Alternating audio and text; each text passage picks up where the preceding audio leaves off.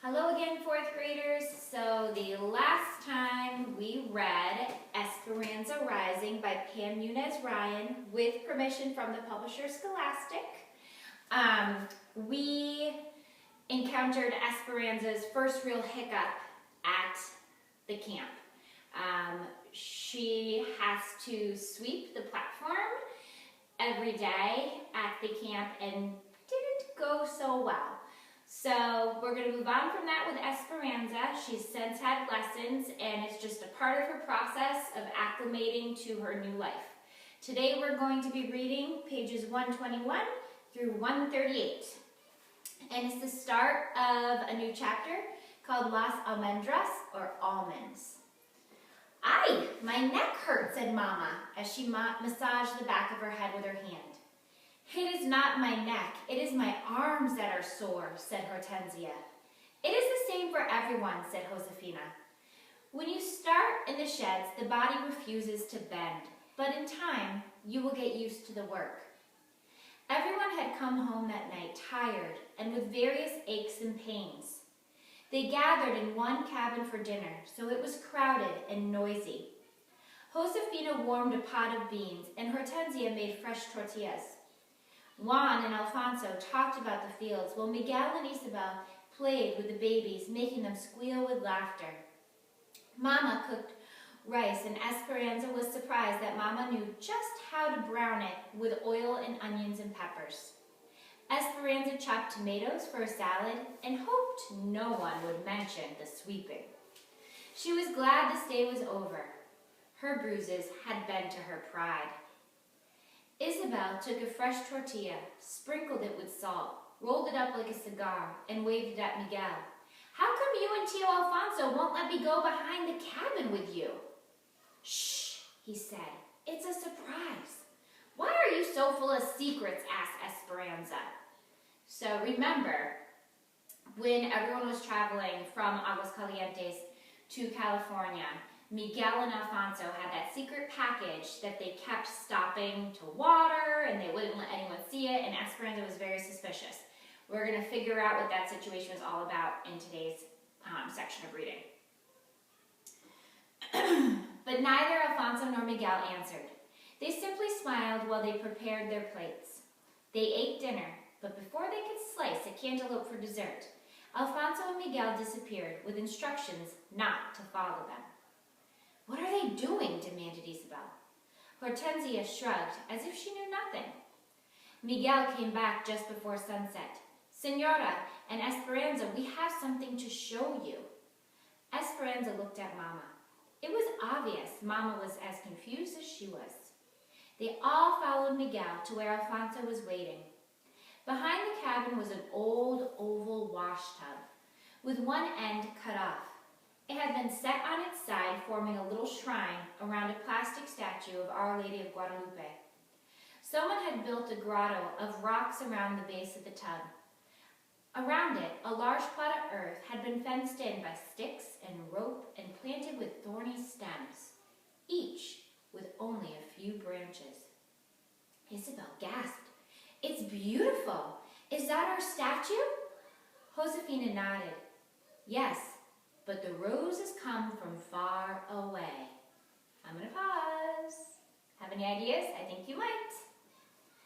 Esperanza searched Miguel's face, her eyes hopeful. "Papa's?" "Yes, these are your Papa's roses," said Miguel, smiling at her. So remember, Papa's ranch was El Rancho de las Rosas, the ranch of roses. And think back to his rose garden and how important that was to both him and Esperanza. Alfonso had dug circles of earth around each plant, casitas, little houses that made moats for deep watering, just like he had done in Aguascalientes. But how? Esperanza remembered the rose garden as black as a graveyard that's from the fire. After the fire, my father and I dug down to the roots. Many were still healthy. We carried the cuttings from Aguascalientes, and that's why we had to keep them wet. We think they will grow. In time, we will see how many bloom. Esperanza bent closer to look at the stems rooted in mulch. They were leafless and stubby, but lovingly planted. She remembered the night before the fire when she had last seen the roses and had wanted to ask Hortensia to make rosehip tea, but she never had the chance. Now if they bloomed, she could drink the memories of the roses that had known Papa. She looked at Miguel, blinking back tears. "Which one is yours?" Miguel pointed to one. "Which one is mine?" He smiled and pointed to the one that was closest to the cabin wall and already had a makeshift trellis propped against it. "So you can climb," he said. Think about that symbolism. The image of someone climbing up, right? And now also think back to that other piece of symbolism that runs this whole book. Go back to Abuelita and her crocheting, the zigzag pattern, and how the zigzag represents up, up, up, up, up, peaks in life, down, down, down, down, down, valleys in life, and that perpetual cycle that we all go on, the ups and downs, the peaks and valleys of life, right? So climbing up, up, up, up, up, up, towards a peak, just like a rose climbs up a trellis. Mama walked up and down, carefully touching each cutting. She took Alfonso's hands in her own and kissed him on each cheek. Then she went to Miguel and did the same. "Muchas gracias," she said. Mama looked at Esperanza. "Didn't I tell you that Papa's heart would find us wherever we go?" All right, I have a page break and we're moving forward in time to the next morning. The next morning, Hortensia put a piece of fabric over the window and sent Alfonso next door with Miguel, Juan, and the babies. Hortensia, Mama, and Josefina brought in the big wash tubs and filled them half full with cold water. Then they heated pots of water on the stove and warmed the baths. Esperanza was excited at the idea of getting into a tub. All they had done since they arrived was wash their faces and arms with cold water in the sink. She hadn't had a real bath since she left Aguascalientes. But it was Saturday, and tonight was the Jamaica, a party. So the entire camp was getting cleaned up. Baths were taken, shirts ironed, and hair washed and crimped. Hortensia had given Esperanza her bath since she was a baby, and they had established a routine. Esperanza stood near the tub with her arms outstretched while Hortensia undressed her. Then, she got in the tub and tried not to wiggle while Hortensia washed her. She'd tilt her head back, keeping her eyes closed, while Hortensia rinsed her hair. Finally, she stood up and nodded, which was Hortensia's signal to wrap the towel around her. Now, do you think the routine's going to be the same now that they're out of Aguascalientes? And Esperanza's and Hortensia's positions are now more equal. Esperanza went to one of the wash tubs, put her hands out at her sides, and waited. Josefina looked at Hortensia and raised her eyebrows. "Isabel," said, "Esperanza, what are you doing?" Mama walked over to Esperanza and said softly, "I've been thinking that you are old enough to bathe yourself, don't you think?" Esperanza quickly dropped her arms and remembered Marta's taunting voice saying, "No one will be waiting on you here." "Yes, Mama," she said, and for the second time in 2 days, she felt her face burning as everyone stared at her. Hortensia came over, put her arm around Esperanza, and said, "We are accustomed to doing things a certain way, aren't we, Esperanza?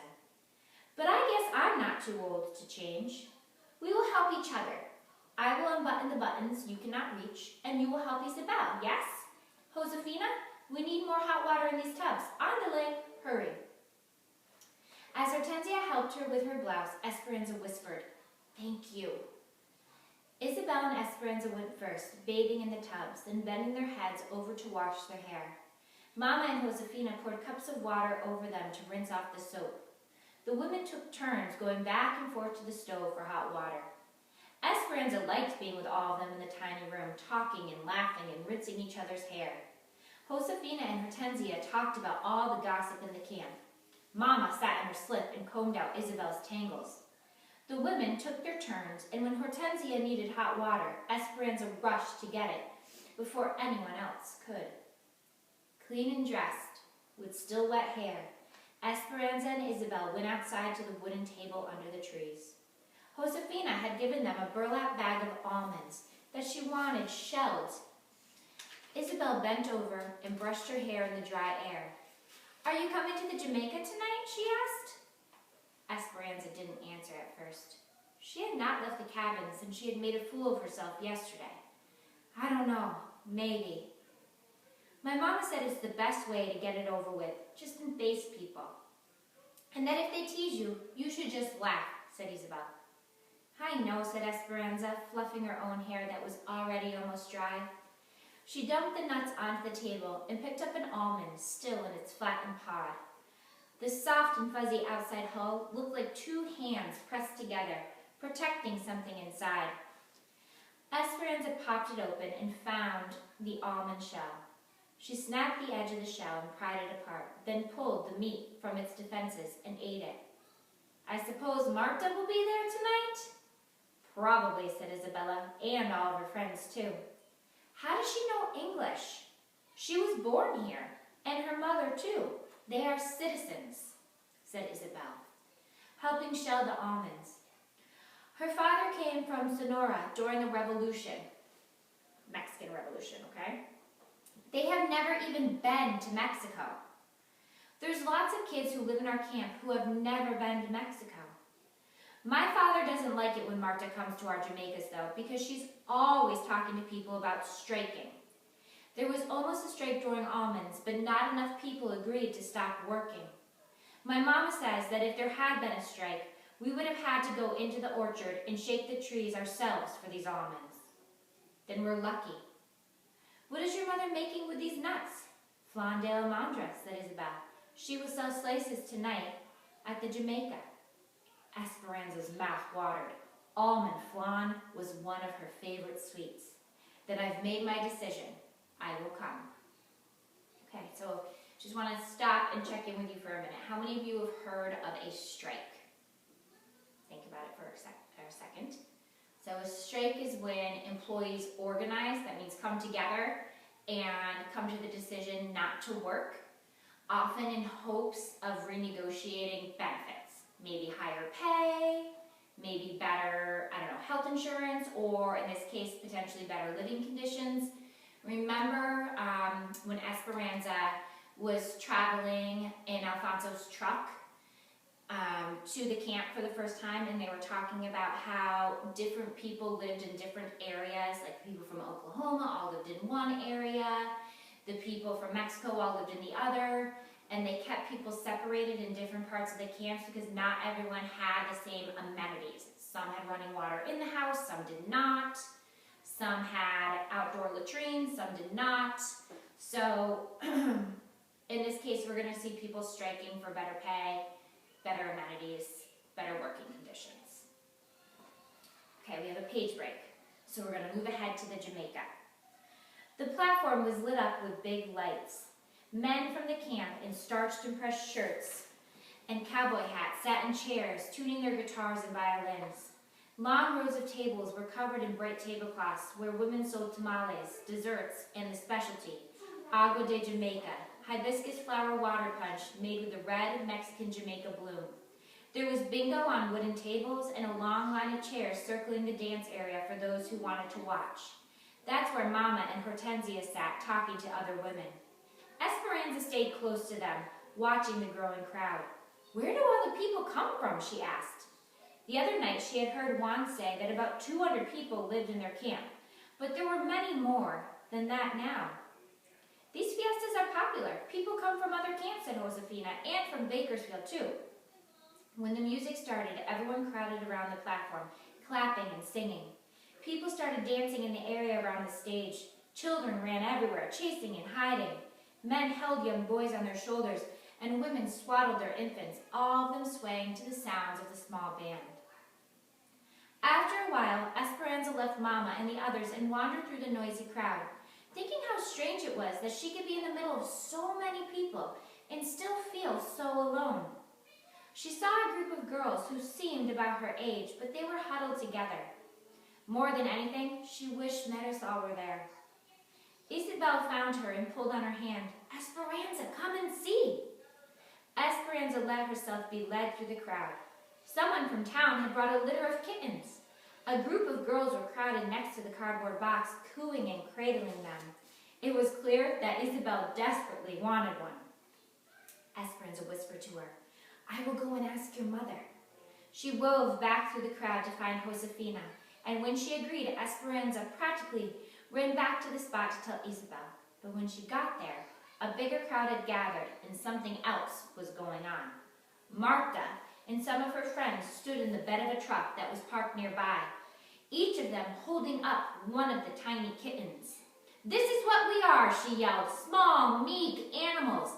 And this is how they treat us because we don't speak up. If we don't ask for what is rightfully ours, we will never get it. Is this how we want to live?" She held the kitten by the back of the neck, waving it high in the air. It hung limp in front of the crowd, with no decent home, and at the mercy of those bigger than us, richer than us. Isabel trembled, her eyes in a panic. Will she drop it? A man called out, "Maybe all that cat wants to do is feed its family. Maybe it doesn't care about what all the other cats are doing." Now, are we really talking about cats here? No, the cats are being used as a symbol. So he's saying, maybe all I want to do is feed my family. I need to keep working because I need to put food on the table. "Senor, does it not bother you that some of your compadres live better than others?" yelled one of Marta's friends. "We are going to strike in 2 weeks at the peak of cotton for higher wages and better housing." "We don't pick cotton on this farm," yelled a man from another camp. "What does it matter?" yelled Marta. "If we all stop working, if all the Mexicans are juntos together," she made a fist and held it in the air, "then maybe it will help us all." He yelled back, "That is a chance we cannot take. We just want to work. That's why we came here. Get out of our camp." A cheer rose up around him. People started shoving, and Esperanza grabbed Isabel's hand and pulled her aside. A young man jumped into the truck and started the engine. Marta and the others tossed the kittens into the field. Then they pulled some of their supporters into the back of the truck with them and raised their arms, chanting, "Strike, strike." Okay, another page break. "Why is she so angry?" asked Esperanza as she walked back to the cabin a few hours later with Josefina, Isabel, and the babies, leaving the others to stay later. Isabel carried the soft, mewing, orange kitten in her arms. "She and her mother move around to find work, sometimes all over the state," said Josefina. "They work wherever there is something to be harvested. Those camps, the migrant camps, are the worst." "Like when we were in El Centro," said Isabel. "Worse," said Josefina. "Our camp is a company camp, and people who work here don't leave. Some live here for many years. That is why we came to this country, to work, to take care of our families, to become citizens. We are lucky because our camp is better than most. There are many of us who don't want to get involved in the strike because we can't afford to lose our jobs. And we are accustomed to how things are in our little community." "They want to strike for better houses?" asked Esperanza. "That and more money for those who pick cotton," said Josefina. "They only get 7 cents a pound for picking cotton. They want 10 cents a pound. It seems like such a small price to pay, but in the past the growers said no. And now more people are coming into the valley to look for work, especially from places like Oklahoma, where there is little work, little rain, and little hope. If the Mexicans strike, the big farms will simply hire others. Then what would we do?" So I'm going to pause for a minute, and I want you to think back to that PowerPoint I showed you way back when.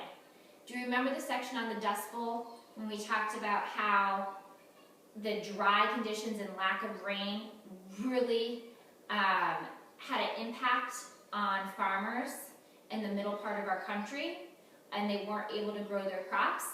That, coupled with the conditions of the Depression, forced a lot of people to migrate west towards California, where there were better job opportunities, better farming conditions. So what they're saying is, if Mexicans decide to strike and not work, there are plenty of people who are coming into the valley who are willing to work. So their jobs would be very easily replaced. Okay, they'd be very easily replaced. Esperanza wondered what would happen if Mama did not have a job. Would they have to go back to Mexico? Josefina put the babies to bed. Then she kissed Isabel and Esperanza on their foreheads and sent them next door. Isabel and Esperanza lay in their beds listening to the music and the bursts of laughter in the background. The kitten, after drinking a bowl of milk, curled up in Isabel's arms. Esperanza tried to imagine conditions that were more shabby than this room that was covered in newspaper to keep out the wind. Could things possibly be worse? Sleepily, Isabel said, "Did you have parties in Mexico?" "Yes," whispered Esperanza, keeping her promise to tell Isabel about her old life. "Big parties. Once, my mama hosted a party for 100 people. The table was set with lace tablecloths, crystals and china, and silver candelabras. The servants cooked for a week." Esperanza continued, reliving the extravagant moments, but was relieved when she knew that Isabel was asleep. For some reason, after hearing about Marta and her family, she felt guilty talking about the richness of her life in Aguascalientes. Esperanza was still awake when Mama came to bed later. A stream of light from the other room allowed just enough brightness for her to watch Mama unbraid her hair and brush it out. "Did you like the party?" Mama whispered. "I miss my friends," said Esperanza. "I know it is hard. Do you know what I miss? I miss my dresses." "Mama!" Esperanza said, laughing that Mama would admit such a thing. "Shh," said Mama. "You will wake Isabel." "I miss my dresses too, but we don't seem to need them here." "That is true. Esperanza, do you know that I am so proud of you for all that you are learning?" Esperanza snuggled close to her. Mama continued, "Tomorrow we are going to a church in Bakersfield. After church, we are going to una tienda, a store, called Cholitas. Josefina says she sells every type of sweet roll and Mexican candies." They were quiet, listening to Isabel's breathing. "In church, what will you pray for?" Esperanza asked Mama. Esperanza smiled. She and Mama had done this many times before they went to sleep. "I will light a candle for Papa's memory," she said. "I will pray that Miguel will find a job at the railroad. I will ask Our Lady to help me take care of Lupe and Pepe while Isabel is at school. And I will pray for some white coconut candy with a red stripe on top." Mama laughed softly. "But most of all, I will pray that Abuelita will get well, and that she will be able to take her money from Tio Luis's bank, and that she will come soon." So remember, whatever money they did have in Abuelita's name, she wasn't going to be able to necessarily take it out because Tio Luis is the president of the bank, and he has ties in many places that could really act as a roadblock for Mama and Esperanza, and especially now Abuelita trying to get out of Mexico. Mama stroked Esperanza's hair. "What will you pray for, Mama?" "I will pray for all the things you said, Esperanza, and one more thing besides." "What's that?" Mama hugged her. "I will pray for you, Esperanza, that you can be strong no matter what happens." Dun, dun, dun, dun. Now, I don't know about you. No matter what happens, those last 4 words, that sounds like foreshadowing to me. And it gives me a little bit of sense that we might have some trouble brewing. So think about what that trouble might be, and we will continue reading next time. Miss you all, and I hope to see you soon.